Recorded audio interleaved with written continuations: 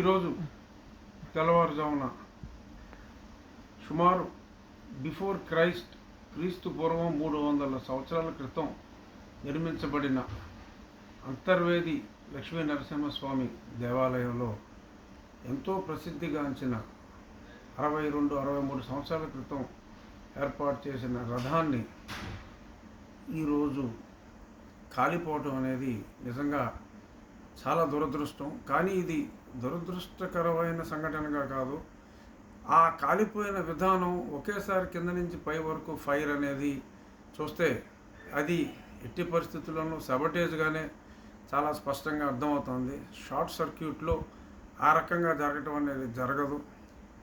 గతంలో కొన్ని చోట్ల కూడా ఇలా జరిగితే ఎవరో పిచ్చివాళ్ళు చేశారని చెప్పి ఆ కేసును క్లోజ్ చేయడం జరిగింది. ఇప్పుడు కూడా పిచ్చివాడి పిచ్చి చేష్ట అనే దిశగా కేసును క్లోజ్ చేయాలని ప్రయత్నాలు చేస్తున్నట్టు కూడా కొన్ని కథనాల ద్వారా అర్థమవుతుంది. దయచేసి చూడబోతే ఇది ఒక మతంపై దాడిలాగా అనిపించే ప్రమాదం కూడా ఉంది. కాబట్టి దయచేసి ముఖ్యమంత్రి గారు వెల్లంపల్లి శ్రీనివాస్ గారు స్టేట్మెంట్ ఇవ్వటాలు, ఇంకొకరు స్టేట్మెంట్ ఇవ్వటాలు కాదండి. ఇది ఎంతో ప్రసిద్ధిగాంచిన అతి పురాతన దేవాలయం. ఈ దేవాలయంలో ఆ రథోత్సవం అనేది అతిపెద్ద ఫంక్షను. సంవత్సరం అంతా గుడికి ఎంతమంది వస్తారో రథోత్సవం జరిగే కొద్ది రోజులు అంతకంటే ఎక్కువ మంది కూడా వస్తారు. అంత ఇంపార్టెంట్ ఆ రథానికి, ఆ గుడికి అంత అవినాభావ సంబంధం ఉంది.